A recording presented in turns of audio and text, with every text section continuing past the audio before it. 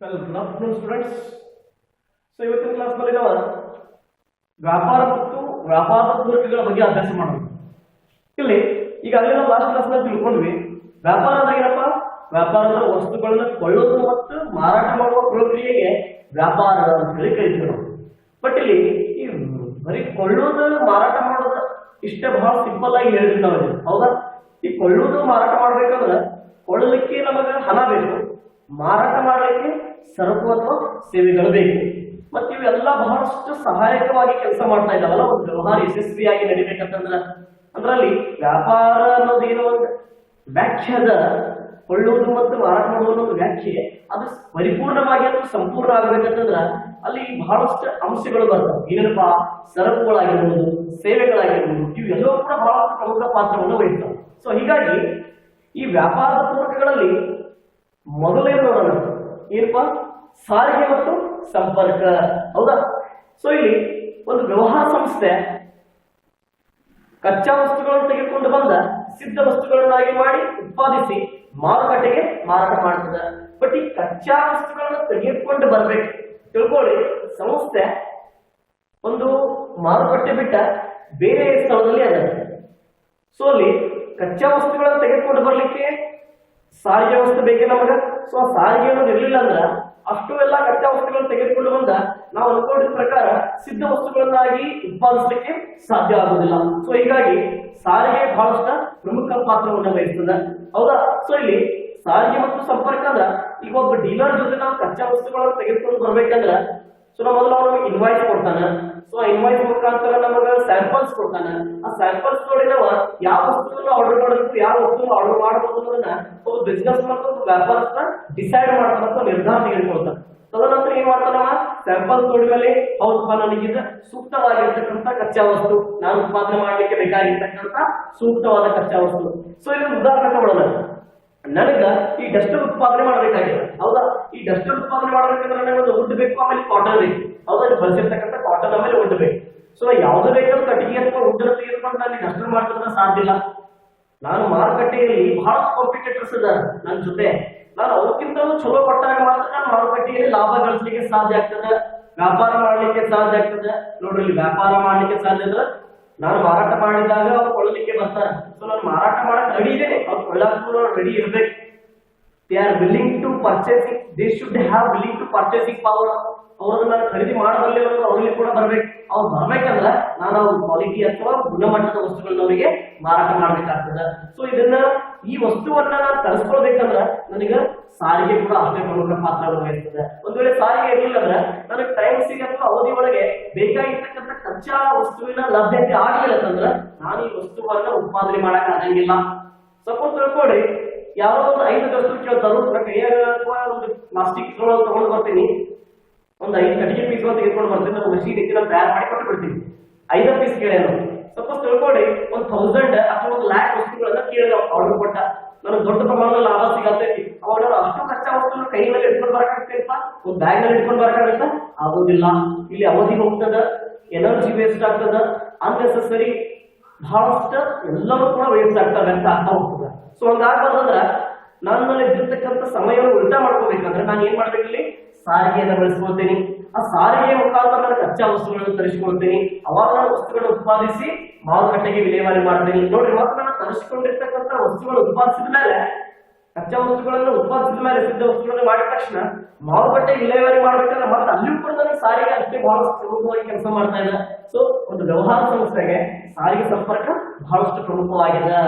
ಆ ಸಾರಿಗೆ ಇರಲಿಲ್ಲ ಅಂತಂದ್ರೆ ನಾವು ಯಾವುದೇ ರೀತಿಯಾಗಿರ್ತಕ್ಕಂಥ ಉತ್ತಮ ಸೇವೆಯನ್ನ ಮಾರುಕಟ್ಟೆಗೆ ಅಥವಾ ಜನರಿಗೆ ತಲುಪಿಸಲಿಕ್ಕೆ ಆಗೋದಿಲ್ಲ. ಇನ್ನು ನೋಡಿ, ಎರಡನೇದು ಬರ್ತದೆ ಬ್ಯಾಂಕಿಂಗ್ ಮತ್ತು ಹಣಕಾಸು. ಇವತ್ತಿನ ಕ್ಷೇತ್ರದಲ್ಲಿ ಬ್ಯಾಂಕಿಂಗ್ ದೊಡ್ಡ ಪ್ರಮಾಣದಲ್ಲಿ ಬೆಳೆದಿದೆ. ಹೌದಾ?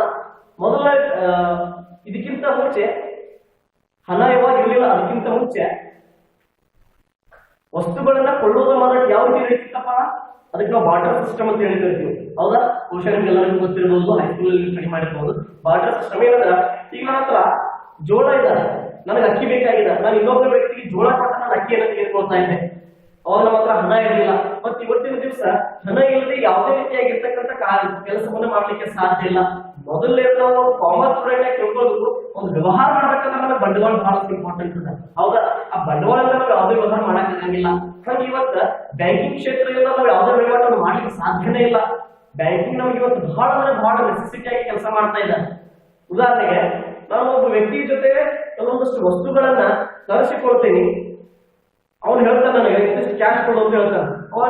ಅವ್ನು ಮುಂದೆ ಕುತ್ಕೊಂಡ 1 ಲಕ್ಷ ಅಥವಾ 10 ಲಕ್ಷ ಕ್ಯಾಶ್ ಎನ್ಸ್ಕೊಂಡು ಕೊಡಕ್ ಆಗತ್ತೇನ್ರಿ?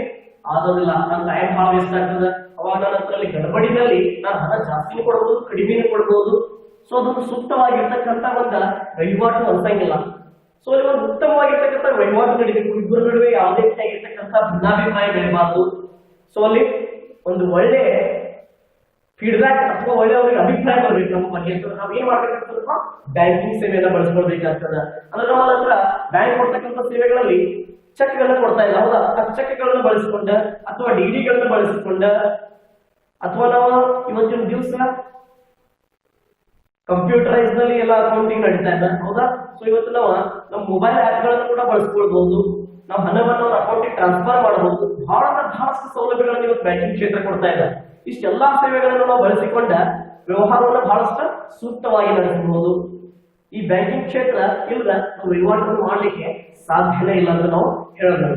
ಇನ್ನು ನೆಕ್ಸ್ಟ್ ಬರ್ತದ್ರಿ ವಿಮೆ. ಹೌದಾ? ಇಂಗ್ಲಿಷ್ ನಲ್ಲಿ ನಾವು ಇನ್ಶೂರೆನ್ಸ್ ಅಂತ ಹೇಳಿ ಕರಿತೀವಿ. ಏನಪ್ಪ ವಿಮೆ ಅಂದ್ರೆ? ಬಹುಶಃ ನಿಮ್ಗೆ ಎಲ್ಲರಿಗೂ ಗೊತ್ತಿರ್ಬೋದು. ಯಾಕಂದ್ರೆ ಎಲ್ಲರೂ ಬೈಕ್ ಓಡಿಸ್ತೀರಿ ಅಂದ ಕೂಡಲೇ ವಿಮೆ ಅಂದ್ರೆ ಎಲ್ಲರಿಗೂ ಗೊತ್ತೇ ಇರ್ತದೆ. ಹೌದಾ? ಮನೆ ಅಲ್ಲಿಗೆಲ್ಲ ಮಾತಾಡೋದೆಲ್ಲ ಕೇಳ್ತೀರಿ, ಇನ್ಶೂರೆನ್ಸ್ ಐತಲ್ಪ ಅಂತ ಹೇಳಿ. ಹೌದಾ? ಸೊ ಏನಪ್ಪ ಇನ್ಶೂರೆನ್ಸ್ ಅಥವಾ ವಿಮೆ ಅಂದ್ರೆ? ಈಗ ಉದಾಹರಣೆಗೆ ವಿಮೆಗಳಲ್ಲಿ ಮತ್ತೆ ವಿಧಗಳದಾವ. ಹೌದಾ? ಜೀವ ವಿಮೆ ಇದೆ, ಅಗ್ನಿ ವಿಮೆ ಇದೆ, ಸಾಗರ ವಿಮೆ ಕೂಡ ಇದೆ. ಜೀವ ವಿಮೆ ಅಂದ್ರೆ ಜೀವಗಳಿಗೆ ಮಾತ್ರ ಸಂಬಂಧಪಟ್ಟಿದ್ದು. ಹೌದಾ? ಅದಕ್ಕೆ ನಾವು ಜೀವ ವಿಮೆ ಅಂತ ಹೇಳಿ ಕರಿತೀವಿ. ಪ್ರಾಣಿಗಳ ಮೇಲೆ, ಮನುಷ್ಯರುಗಳ ಮೇಲೆ ಮಾಡ್ತೀವಿ. ಅದಕ್ಕೆ ನಾವು ಜೀವ ವಿಮೆ ಅಂತ ಹೇಳಿ ಕರಿತೀವಿ. ಇನ್ನು ನೆಕ್ಸ್ಟ್ ಬರ್ತಕ್ಕಂಥದ್ದು ಅಗ್ನಿ ವಿಮೆ. ಉದಾಹರಣೆಗೆ ನಾವು ಕೆಲವೊಂದಷ್ಟು ನಮ್ಮ ಗೋಡಾವಣೆಗಳನ್ನ ಅಥವಾ ಕೆಲವೊಂದಷ್ಟು ನಮ್ಮ ಆಸ್ತಿಗಳನ್ನ ಅಗ್ನಿ ಅನಾಹುತದಿಂದ ಉಳಿಸಲಿಕ್ಕೆ ನಾವು ಈ ವಿಮೆಗೆ ಮೊರೆಯನ್ನ ಹೋಗ್ತೀವಿ. ನಾವು ಅಗ್ನಿ ವಿಮೆ ಅಂತ ಆಕಸ್ಮಿಕವಾಗಿ ಬೆಂಕಿ ತಗಲಬಹುದು, ಅಗ್ನಿ ಅವಘಡ ಆಗಬಹುದು. ಅಂತ ಪರಿಸ್ಥಿತಿಯಲ್ಲಿ ನಮ್ಮ ಆಸ್ತಿಗಳನ್ನ ಕಳ್ಕೊಳ್ಬಹುದು, ನಾವು ಉತ್ಪಾದಿಸತಕ್ಕಂಥ ವಸ್ತುಗಳನ್ನ ಕಳ್ಕೊಬಹುದು. ಅಷ್ಟೆಲ್ಲ ನಾವು ಅದ್ರ ಮೇಲೆ ಹೂಡಿಕೆ ಮಾಡಿದ್ರೆ ಅದರಿಂದ ನಮ್ಗೆ ಹಾನಿ ಆಗಬಹುದು. ಸೊ ಇವುಗಳನ್ನ ಮರುಪಾವತಿ ಮಾಡ್ಕೊಳ್ಳಿಕ್ಕೆ ನಾವು ಅಗ್ನಿ ವಿಮೆಯನ್ನ ಮೊರೆ ಹೋಗ್ತೀವಿ. ನೆಕ್ಸ್ಟ್ ಸಾಗರ ವಿಮೆ ಬರ್ತದ. ಹಡಗಿನ ಮುಖಾಂತರ ವಸ್ತುಗಳನ್ನ ಈ ಒಂದು ಪ್ರದೇಶದಿಂದ ಇನ್ನೊಂದು ಪ್ರದೇಶಕ್ಕೆ ಸ್ಥಳಾಂತರ ಮಾಡುವಾಗ ಕೆಲವೊಂದಷ್ಟು ಅಲೆಗಳಿಂದ ಅಬ್ಬರಿಸಿ ಹಡಗು ಮುಳುಗಡೆ ಆದಾಗ, ನಮ್ಮ ವಸ್ತುಗಳು ಹಾನಿಯಾದಾಗ ಅದರಿಂದ ಕೂಡ ಪರಿಹಾರವನ್ನು ಪಡ್ಕೊಳ್ಳಿಕ್ಕೆ ನಾವು ಸಾಗರ ವಿಮೆ ಬಗ್ಗೆ ಮೊರೆ ಹೋಗ್ತೀವಿ. ಹೌದಾ? ಸೊ ಇತ್ಯಾದಿ ವಿಮೆಗಳಲ್ಲಿ ಕೂಡ ಬಹಳಷ್ಟು ವಿಧಗಳದಾವ. ಆಮೇಲೆ ಇಲ್ಲಿ ವಿಮೆ ಎಷ್ಟು ಇಂಪಾರ್ಟೆಂಟ್ ಅಥವಾ ಪ್ರಾಮುಖ್ಯ ಪಾತ್ರವನ್ನು ವಹಿಸ್ತದೆ ಅಂದ್ರೆ, ಒಂದು ಸಂಸ್ಥೆ ಉತ್ಪಾದಿಸಿದ ವಸ್ತುಗಳನ್ನ ನಾಳೆ ಮಾರುಕಟ್ಟೆಗೆ ವಿಲೇವಾರಿ ಮಾಡಬೇಕಾಗಿರ್ತದ ಅಥವಾ ಮಾರುಕಟ್ಟೆಯಲ್ಲಿ ಮಾರಾಟ ಮಾಡಬೇಕಾಗಿರ್ತದ.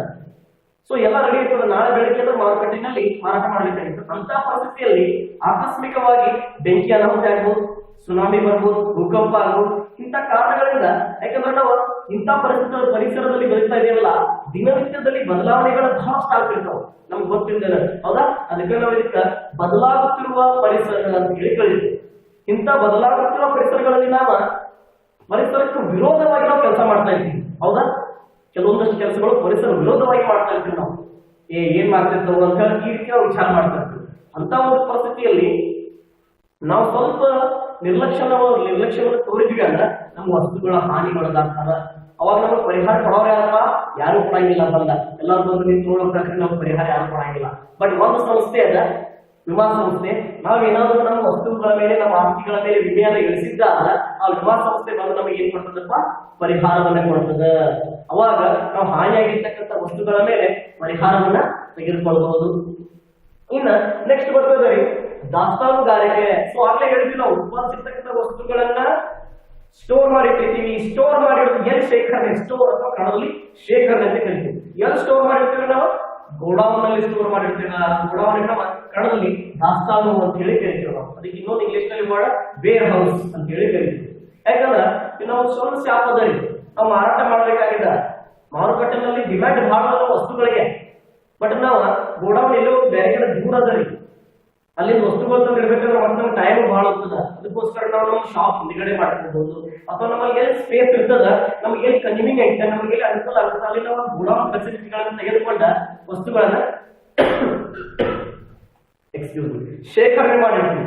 ಶೇಖರಣೆ ಮಾಡುವುದರ ಮುಖಾಂತರ ಮಾರುಕಟ್ಟೆಯಲ್ಲಿ ಬೇಡಿಕೆ ಉಂಟಾದಾಗ ಅಥವಾ ಜನರಿಂದ ವಸ್ತುಗಳ ಮೇಲೆ ಆಸೆ ಹೆಚ್ಚಾದಾಗ, ತೃಪ್ತಿ ಹೆಚ್ಚಾದಾಗ, ತೃಪ್ತಿಯಿಂದ ಗ್ರಾಹಕರು ಜಾಸ್ತಿ ಖರೀದಿ ಮಾಡ್ಲಿಕ್ಕೆ ಮುಂದಾದಾಗ ಅವಾಗ ನಾವು ವಸ್ತುಗಳನ್ನ ಗೋಡೌನ್ನಿಂದ ಮತ್ತೆ ಶಾಪ್ ನಲ್ಲಿ ತಂದಿಟ್ಟ ವಸ್ತುಗಳನ್ನ ಮಾರಾಟ ಮಾಡ್ತೀವಿ. ಸೊ ಈ ರೀತಿ ದಾಸ್ತಾನುಗಾರಿಕೆ ಕೂಡ ಬಹಳಷ್ಟು ಹೆಲ್ಪ್ ಮಾಡ್ತದೆ ವ್ಯವಹಾರಕ್ಕೆ. ಸೊ ಅದಕ್ಕೆ ಇವುಗಳನ್ನು ಎಲ್ಲವುಗಳನ್ನ ನಾವು ವ್ಯವಹಾರದ ಅಥವಾ ವ್ಯಾಪಾರದ ಪೂರಕಗಳು ಅಂತ ಹೇಳಿ ಕರಿತೀವಿ. ಈಗ ಯಾವುದೂ ಇಲ್ಲದ್ರೆ ನಾವು ವ್ಯವಹಾರವನ್ನು ಮಾಡ್ಲಿಕ್ಕೆ ಸಾಧ್ಯವೇ ಇಲ್ಲ. ಸಾಧ್ಯ ಐತಿ ಅನ್ನೋದು ಸುಳ್ಳ, ಸಾಧ್ಯನೇ ಇಲ್ಲ, ಮಾಡ್ಲಿಕ್ಕೆ ಆಗೋದಿಲ್ಲ. ಯಾಕಪ್ಪ ಅಂತಂದ್ರ ಸ್ಟೋರ್ ಎಷ್ಟೇ ವಸ್ತು ಸಣ್ಣದೊಂದು ಅಂಗಡಿ ಇರಲಿ ಅಥವಾ ಎಷ್ಟೋ ಒಂದು ಸಣ್ಣ ಶಾಪ್ ಇರಲಿ, ನಾವು ಬಹಳಷ್ಟು ವಸ್ತುಗಳನ್ನ ತಂದಿಟ್ಟಾಗ ಅದನ್ನ ಶೇಖರಣೆ ಮಾಡ್ಲಿಕ್ಕೆ ನಾವು ಏನಾದ್ರೂ ಒಂದು ನಮ್ಮ ಕೋಣೆಯನ್ನು ಬಳಸ್ಕೊತೀವಿ. ಅದನ್ನೇನು ನಾವು ಶೇಖರಣೆ ಮಾಡ್ಲಿಕ್ಕೆ ಬಳಸ್ಕೋತೀವಿ, ನಾವು ಅದಕ್ಕೆ ಗೋಡಾವನ್ ಅಥವಾ ದಾಸ್ತಾನು ಅಂತ ಹೇಳಿ ಕರಿತೀವಿ. ಹೌದಾ? ಇನ್ನು ನೆಕ್ಸ್ಟ್ ಬರ್ತದೆ ಲಾಸ್ಟ್ ಕಾನ್ಸೆಪ್ಟ್, ಜಾಹೀರಾತು. ಹೌದಾ? ಜಾಹೀರಾತು ಇವತ್ತಿನ ದಿವಸ ಬಹಳಷ್ಟು ಇಂಪಾರ್ಟೆಂಟ್ ಇದೆ. ಇವತ್ತು ಸೀರಿಯಲ್ ನೋಡ್ರಿ ಅಥವಾ ಫಿಲ್ಮ್ ನೋಡ್ರಿ, ಸೀರಿಯಲ್ ಫಿಲ್ಮ್ ಗಿಂತ ಜಾಸ್ತಿ ಅಡ್ವರ್ಟೈಸ್ಮೆಂಟ್ ಗಳು ಅಥವಾ ಜಾಹೀರಾತುಗಳು ಮಾಡ್ತಾ ಇದ್ದಾರೆ. ಯಾಕಪ್ಪ? ಕಾಂಪಿಟೇಷನ್ ಜಾಸ್ತಿ ಆಗಿದೆ. Today the competition is very much increasing. ಹೌದಾ? ಬಹಳ ದೊಡ್ಡ ಪ್ರಮಾಣದಲ್ಲಿ ಬೆಳೀತಾ ಇದೆ ಕಾಂಪಿಟೇಷನ್. ಯಾವ ಲೆವೆಲ್ ಬೆಳೀತಾ ಇದೆ ಅಂದ್ರೆ, ಇವತ್ತು ಒಂದು ಕಂಪನಿ ಒಂದು ಮೊಬೈಲ್ ಲಾಂಚ್ ಮಾಡಿದ ಒಂದು ಮಾಡೆಲ್, ಇನ್ನೊಂದು ಬೇರೆ ಕಂಪನಿ ಅದರ ತರಹದ ಸೇಮ್ ಫಂಕ್ಷನ್ಸ್ ಎರಡು ಮಾಡೆಲ್ಗಳನ್ನ ಲಾಂಚ್ ಮಾಡ್ತದೆ.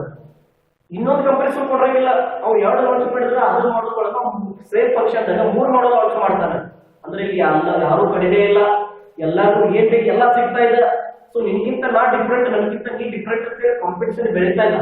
ಇಂಥ ಒಂದು ಸಂದರ್ಭದಲ್ಲಿ ವ್ಯವಹಾರ ಜಾಹೀರಾತುವನ್ನು ಮೊರೆ ಹೋಗ್ತದೆ. ಹೌದಾ? ಯಾಕಂದ್ರೆ ಗ್ರಾಹಕರಿಗೆ ಮಾಹಿತಿಯನ್ನು ತಲುಪಿಸಬೇಕಾಗಿರ್ತದ.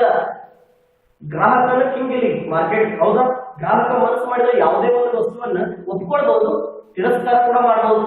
ಸೊ ಅಂತ ಗ್ರಾಹಕರ ಮೇಲೆ ಟಾರ್ಗೆಟ್ ಮಾಡಿ ಅವನು ಮನವೊಲಿಸಿ ಅವನ ಕಡೆ ದುಡ್ಡು ಇಟ್ಕೊಂಡ ಅವನು ಬೇಕಾಗಿರ್ತಕ್ಕಂಥ ವಸ್ತುವನ್ನ ತೃಪ್ತಿದಾಯಕವಾಗಿ ಕೊಡುವಂತ ಒಂದು ಕೆಲಸವನ್ನ ಜಾಹೀರಾತು ಮಾಡ್ತದ.